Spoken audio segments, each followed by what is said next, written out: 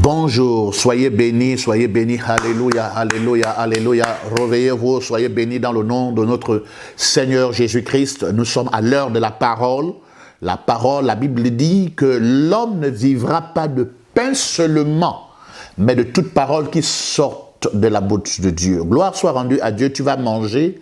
Bon appétit. J'aimerais, avant de commencer notre culte de ce matin, j'aimerais demander, je souhaiterais que tout le monde apprenne à partager ces temps, ces cultes, apprenne à liker. Beaucoup de personnes regardent le message, mais ne like pas, ne partagent pas, ne commentent pas, ce qui n'est pas bien. Il faut marquer votre présence en disant bonjour aux bien-aimés. Bonjour, dites amen à quelqu'un, écrivez quelque chose. Il n'est pas question seulement de regarder sans écrire. Ce n'est pas une bonne chose. C'est pourquoi je vous encourage à le faire. Nous sommes dans la joie du Seigneur, nous sommes dans la fraternité où Jésus-Christ est le Seigneur. Donc il est important maintenant de changer d'attitude et de marcher en nouveauté de vie avec Christ. C'est-à-dire marquer votre présence lorsque vous êtes connecté. Ne regardez pas seulement. On va entendre, on regarde, une telle personne regarde, mais ne dit rien. Non, tu peux sortir ton cœur de la méchanceté et devenir une nouvelle personne et devenir une bonne personne. Le coronavirus nous a montré que nous ne sommes rien sans Dieu. C'est Dieu qui est tout pour nous. Donc, éloignons de notre cœur l'orgueil, mais manifestons l'humilité. L'humilité. Parce qu'après, la Bible dit, l'orgueil précède la chute. Voilà. Seigneur, je te dis merci pour ces 30 minutes que nous allons passer pour annoncer ta parole. Merci de nous éclairer. Merci de nous donner un message important. Il y a des dizaines de personnes qui sont connectées présentement. Ma prière, Seigneur, c'est que tu parles au tréfonds de leur cœur, que tu leur annonces ta parole. Tu es vivant à jamais. Tu es le seul sauveur, l'unique sauveur, Seigneur, Jésus-Christ. Merci pour ta fidélité. Au nom de Jésus-Christ, amen. Aujourd'hui, je parlerai, bien-aimé dans le Seigneur, de la rédemption. Je parlerai de la rédemption. Je suis en train de suivre un processus pour faire asseoir à l'intérieur de ceux qui me suivent l'assurance de votre salut au-delà des calamités, au-delà des prophéties de la fin des temps. Sachez qu'il y a un sauveur, un Seigneur. Son nom, c'est Jésus-Christ, qui est l'alpha et l'oméga et qui ne fait rien par hasard. Tout ce qu'il fait pour vous est programmé. Tout ce qu'il fait pour vous, il le fait motivé par l'amour qu'il a envers vous. Motivé par l'amour qu'il a envers nous. Soyez sans crainte. Éloignez-vous de la crainte. Éloignez-vous de la peur. N'ayez pas peur. N'ayez pas peur. Et ça, il faut le dire de manière claire. Alors, je parlerai de la rédemption. La rédemption. C'est quoi la rédemption? La rédemption, c'est quoi? Dans le mot grec qui définit rédemption, c'est apolytrosie. Apolytrosie. Apolytrosie. C'est le mot rédemption. Apolytrosie. Rédemption. Qui veut dire, parce qu'il y a 4 mots, 4 définitions du mot rédemption. Et le mot rédemption ressort dans la Bible plusieurs fois. Je suis étonné de voir des personnes baser leur salut sur eux-mêmes, sur ce qu'ils font ou sur ce qu'ils ne font pas. Et puis après, ils se contredisent. Ils disent que Jésus aussi est leur sauveur. Ça n'a aucun sens, mais je parlerai de la rédemption. Apolytrosie. Apolytrosie. Je veux que tu l'écrives. Ça s'écrit A-P-O-L-U-T-R-O-S-I-S.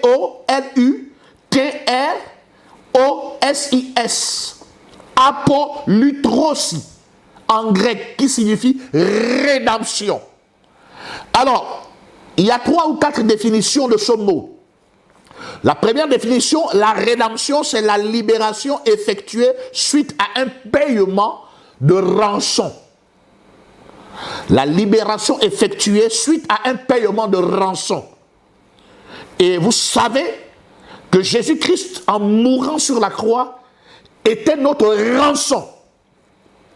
Donc, la rédemption, c'est la libération effectuée suite à un paiement d'une rançon. Il y a encore une autre définition. La rédemption, c'est payer le prix pour acquérir un esclave. Rappelez-vous, avant que nous acceptions Jésus-Christ, nous étions des esclaves. Avant que nous acceptions Jésus-Christ, nous étions condamnés à mort. C'est un peu comme un chrétien qui entre les mains d'Al-Qaïda et il est sur le point, on est sur le point de le décapiter. Et là apparaît la rançon dont les terroristes ont besoin. Et il est libéré. Mais quand il est libéré, il n'est plus exposé, il est sécurisé.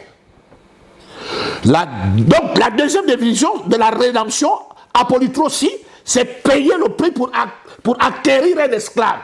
Rappelle que ta condition première avant que tu n'acceptes Jésus, avant que je n'accepte Jésus, j'étais esclave. J'étais enfant du diable. J'étais enfant de ce monde. Donc il faut comprendre cela. Il y a eu une rançon. Ce dont le monde, le diable voulait, ça a été payé. Le prix a été payé. Et alors, j'ai été récupéré par Christ et il m'a positionné et il m'a sécurisé. L'autre définition de la rédemption, c'est accorder la liberté totale. Accorder la liberté totale. Apolytrosie. Apolytrosie. Accorder la liberté totale. J'aimerais dire à un chrétien que dès l'instant où Jésus-Christ est mort sur la croix et que son sang a coulé pour toi, je t'annonce une bonne nouvelle. Dieu t'a accordé la liberté totale. La liberté totale. C'est un fait, c'est une réalité. Il s'agit de ceux-là qui ont placé leur foi en Jésus-Christ. Dieu vous a accordé la liberté totale. Apolytrosie. Apolytrosie. Dieu, la rédemption, liberté totale. C'est comme ça que nous disons que le christianisme n'est pas seulement un ensemble de préceptes, mais il y a effectivement une rançon qui a été déposée pour nous délivrer, une rançon qui a été payée pour nous délivrer. Le Père, Dieu le Père, a payé la rançon, et la rançon c'était Christ. Et par cette rançon, nous sommes sortis de l'esclavage, nous avons reçu la liberté totale. Mais dans la liberté totale, il y a aussi la sécurité qui en est suivie. On ne peut pas te délivrer, n'est-ce pas, entre les mains d'Al-Qaïda et puis on te laisse toujours dans le désert. C'est pourquoi la Bible déclare qu'il nous a délivrés et il nous a transportés dans le royaume du Fils de son amour. C'est-à-dire qu'il nous a enlevés de la place où il nous a pris pour nous sécuriser. C'est pourquoi les chrétiens sont sécurisés par le Saint-Esprit, sécurisés par Dieu le Père, sécurisés. Il n'est plus question que tu te replaces entre les mains d'Al-Qaïda. Non. L'autre définition de la polytrosie, donc qui veut dire rédemption, c'est délivrance et rachat. Délivrance et rachat. Nous allons regarder ensemble les différents versets qui parlent de la rédemption apolytrosie. Apolytrosie. Jésus-Christ est notre rachat, Jésus-Christ est notre apolytrosie, Jésus-Christ est notre rédemption. C'est par lui que nous sommes totalement et complètement délivrés. C'est par lui. Et ça, c'est très important. Mais délivré de quoi? Délivré du diable, délivré du monde, délivré de la mort, délivré de la colère. Nous sommes délivrés. Maintenant, en Christ, nous sommes en nouveauté de vie avec Jésus. Nous sommes réconciliés avec le Père. Apolytrosie a intervenu pour que nous soyons réconciliés avec le Père. C'est par la rédemption. Mais maintenant, vous devez comprendre une chose. C'est que la rédemption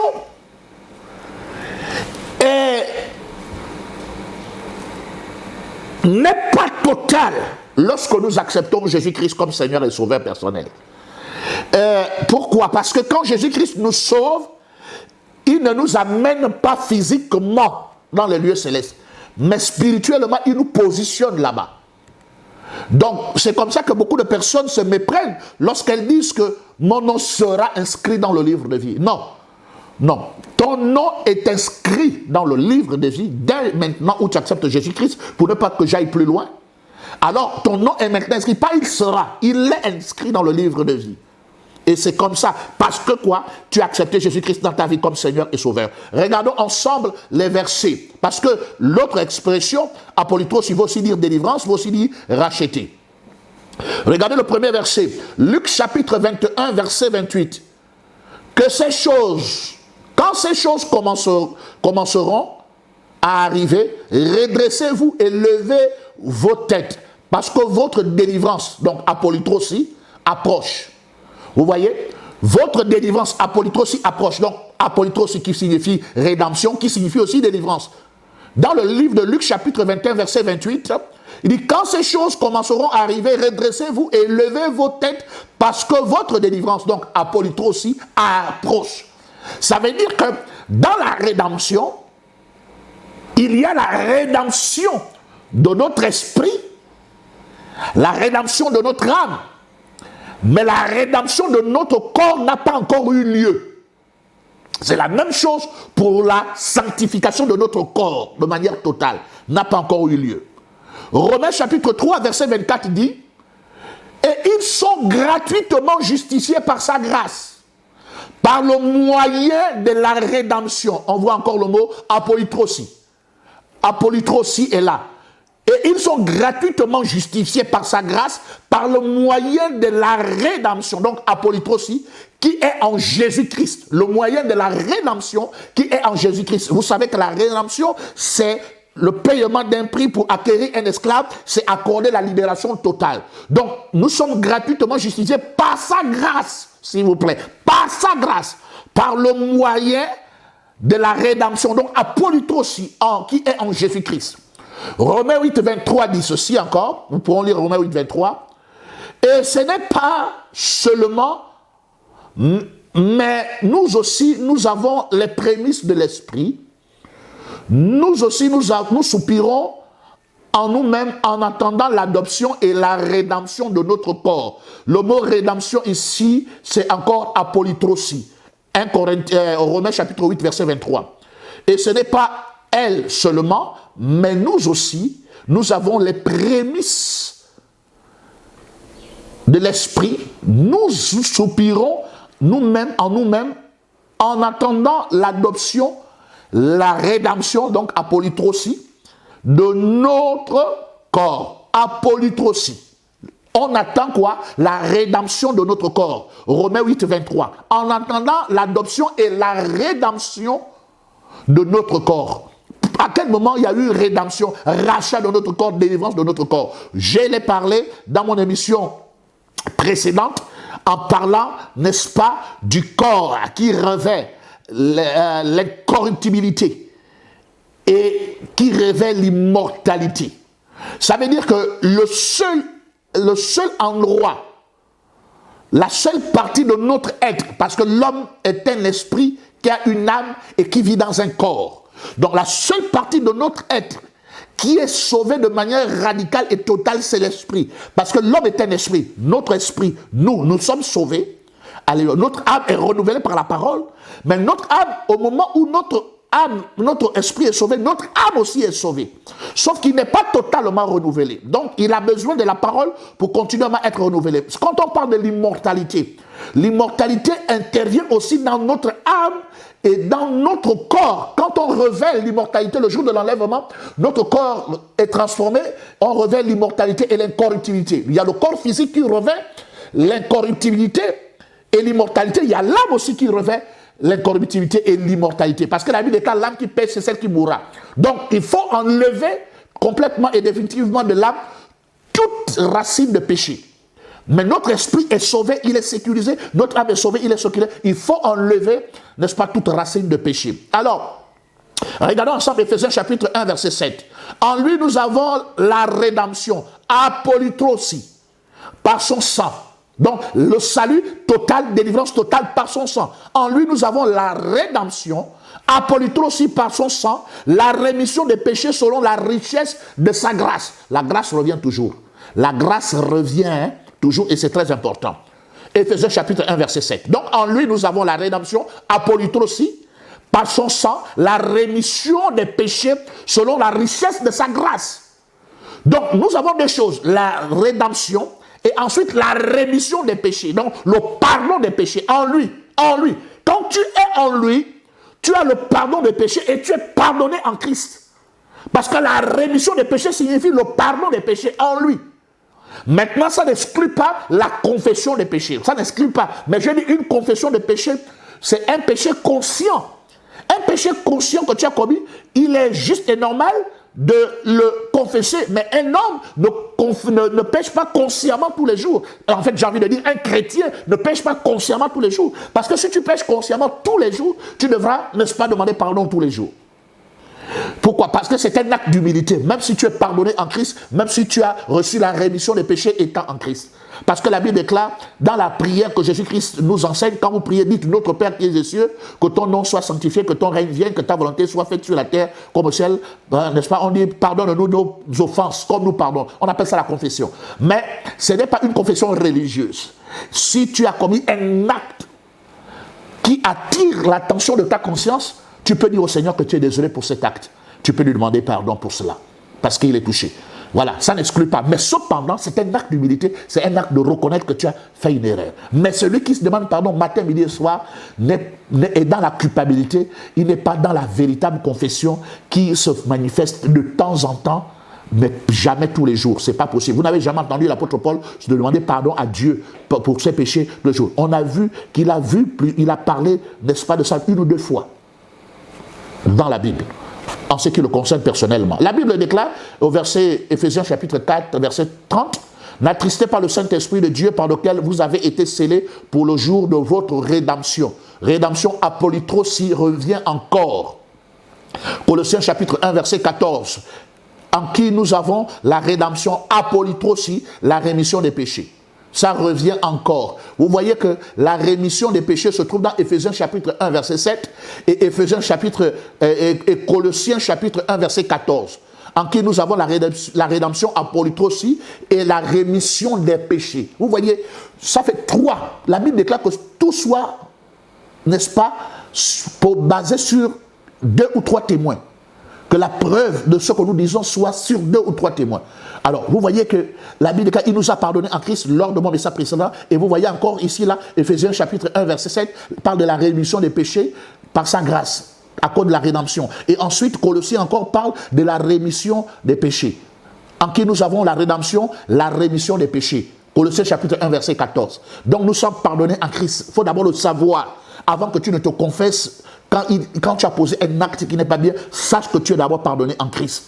Alors, dans Hébreux chapitre 9, verset 15, vous le direz encore apolytrosie, ça c'est très important.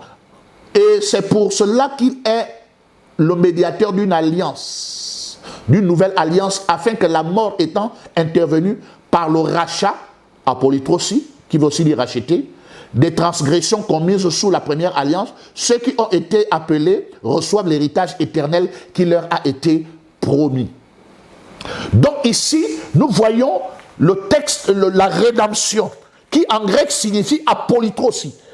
Sur plusieurs textes bibliques que j'ai pris, l'expression rédemption ressurgit, ressort, apolytrosie. Mais en Jésus-Christ, donc, sachez qu'en tant qu'enfant de Dieu, vous avez reçu la rédemption de votre esprit et de votre corps, de votre esprit et de votre âme. La rédemption totale et définitive de votre corps se fera par Jésus-Christ lui-même le jour de l'enlèvement. C'est pourquoi la Bible déclare en attendant la rédemption de notre corps, comme je l'ai lu tout à l'heure dans Romains. C'est la même chose en tant que chrétien, vous devez comprendre la signification aussi de la sanctification. Parce que le mot sanctification ressort 1060 fois dans la Bible. 1060 fois dans la Bible. Et la signification de base, l'excès du mot rédemption, c'est la mise à part. Sur les 1060 fois que le mot rédemption ressort dans la Bible, donc la rédemption selon l'Ancien Testament et la rédemption plutôt la sanctification selon l'Ancien Testament et la sanctification selon le Nouveau Testament. Donc ce mot sanctification ressort 1060 fois dans la Bible. Mais vous devez comprendre que la plupart, l'explication de ce mot, c'est toujours la mise à part. Alors, dans mon émission précédente, j'expliquais que c'est Christ qui fera le travail final. Et ici, vous devez comprendre que lorsqu'il y a eu la rédemption, quand tu as accepté Jésus, il y a eu aussi la sanctification. Mais je vais vous montrer un texte biblique qui va compléter avant de continuer mon message, ce que j'ai dit vendredi. Parce que c'est important toujours de revenir. Il faut mettre en vous l'assurance du salut. Après, nous allons passer sur un autre thème important. Je suis en train de mettre les bases de l'assurance du salut en vous. Regardez, s'il vous plaît, un texte biblique, 1 Thessaloniciens chapitre 5. 1 Thessaloniciens chapitre 5, s'il vous plaît. 1 Thessaloniciens chapitre 5. Nous allons lire ensemble. Vous allez comprendre que c'est le Christ qui fait le travail final, et ça c'est important, vous devez le retenir, c'est un texte que vous ne devez jamais oublier. 1 Thessaloniciens chapitre 5, nous lirons le verset 23 et le verset 24. Écoutez bien ce que la Bible dit en ce qui concerne la sanctification, parce que quand la rédemption intervient, quand tu acceptes Jésus, regardez la liste de ce qui intervient immédiatement. La première chose, la nouvelle naissance, quand tu reçois Jésus-Christ par la foi.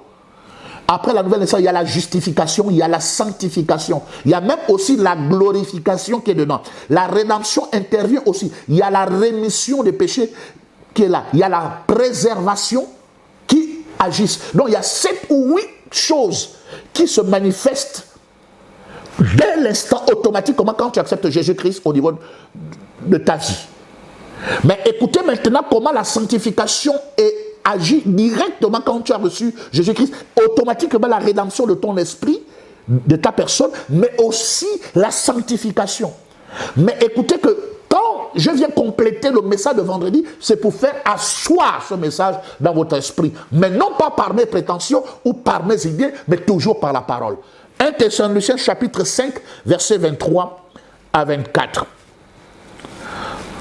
Que le Dieu de paix vous sanctifie lui-même, tout entier. Qui le fait? Le Dieu de paix vous sanctifie lui-même tout entier, et que tout votre être, l'esprit, l'âme et le corps soient conservés irrépréhensibles lors de l'avènement de notre Seigneur Jésus-Christ. Je reprends. 1 Thessaloniciens chapitre 5 verset 23. Que le Dieu de paix vous sanctifie lui-même tout entier, et que tout votre être, l'esprit, l'âme et le corps soient conservés irrépréhensibles lors de l'avènement de notre Seigneur Jésus-Christ. Est-ce que cela est possible? Écoutez comment la Bible dit le verset 24. Celui qui vous a appelé est fidèle, et c'est lui qui le fera. Point. Celui qui vous a appelé, donc Christ, qui nous appelle, est fidèle, et c'est lui qui le fera. Il fera quoi? Il nous sanctifiera esprit, âme et corps. Je reprends pour terminer. Que le Dieu de paix vous sanctifie lui-même, tout entier, et que tout votre être, l'esprit, l'âme et le corps soient conservés irrépréhensibles lors de l'avènement de notre Seigneur Jésus-Christ. Celui qui vous a appelé est fidèle, et c'est lui qui le fera. C'est le verset 24. Et c'est lui qui le fera. Point. Donc vous devez comprendre ceci, c'est qu'il est important de comprendre que le salut vient de Christ et de Christ seul. Par cette œuvre, nous sommes sauvés. Maintenant, vous devez savoir que pourquoi nous aussi nous devons nous sanctifier nous-mêmes. Parce qu'il est important que l'homme qui a reçu Jésus-Christ comme Seigneur et Sauveur, la personne qui a donné sa vie au Seigneur, malgré qu'il soit sanctifié, lui-même doit mener une vie de sanctification personnelle pour plaire à Dieu. Il doit mener une vie de sanctification pour plaire à Dieu. Parce que quoi? Il est justifié, il doit manifester les fruits de sa justification. Il doit manifester les fruits de sa justification. Parce que quand tu es justifié, tu pèches moins. Il y a des fruits de ta justification qui ressurgissent. Tu dois les manifester librement, volontairement. C'est pourquoi il y a une expression que nous avons trouvée dans la Bible. Et c'est en latin, je l'avais expliqué. C'est cette expression en latin qui dit non pos no peccar. Non pos no peccar signifie incapable de ne pas pécher. C'est la condition du chrétien avant sa conversion. Ça veut dire que le chrétien avant sa conversion était incapable de ne pas pécher. Indépendamment, il était incapable de ne pas péché, de faire, n'est-ce pas, de faire un seul jour sans péché ou bien une seule minute sans péché. La Bible dit, donc, non pos no peccar en latin, incapable de ne pas pécher. C'est la condition du chrétien avant sa conversion. Donc, avant ta conversion, tu étais incapable de ne pas pécher. Tu étais obligé toujours de pécher. Maintenant, la deuxième chose, c'est pos non peccar, en latin, qui veut dire capable de ne pas pécher. C'est l'état du chrétien qui peut mener une vie victorieuse contre le péché. Pos non peccar, capable de ne pas pécher. C'est l'état du chrétien qui peut mener une vie victorieuse contre le péché. Ça veut dire qu'il peut y arriver que pendant 1 heure, le chrétien n'a pas péché. Oui, il peut y arriver. Pendant 1 heure, tu n'as pas péché. Mais avant que tu ne sois converti, tu étais incapable de ne pas passer 1 minute sans péché. Parce que toutes tes pensées, par omission, d'une manière involontaire, toi-même tu étais déjà péché. Parce que ta nature était une nature pécheresse. C'est pourquoi tu es devenu une nouvelle création, parce que Dieu a changé ta nature. Donc, post non peccar, capable de ne pas pécher, c'est l'état du chrétien qui peut mener une vie victorieuse contre le péché. Et ensuite, non post peccar signifie, c'est le mot latin qui veut dire incapable de pécher. C'est l'état du chrétien après l'enlèvement. Le chrétien, après l'enlèvement, sera incapable de pécher. La seule question que je me pose, c'est que pourquoi Lucifer, quand il était au ciel, il n'était pas dans nos post pécard, incapable de pécher? Pourquoi il n'avait pas ça? Pourquoi le chrétien sera incapable de pécher quand il sera dans l'éternité? Et que Satan, lui, il n'était pas dans nos post pécard.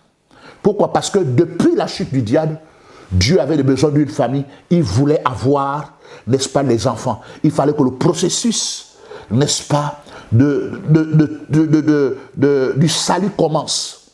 Et ça, nous bénissons le Seigneur. Parce qu'aujourd'hui, Christ a une famille, le Seigneur a une famille, il a des enfants, et ces enfants seront incapables de pécher. No post peccar, incapables de pécher, et c'est l'état d'un chrétien après l'enlèvement.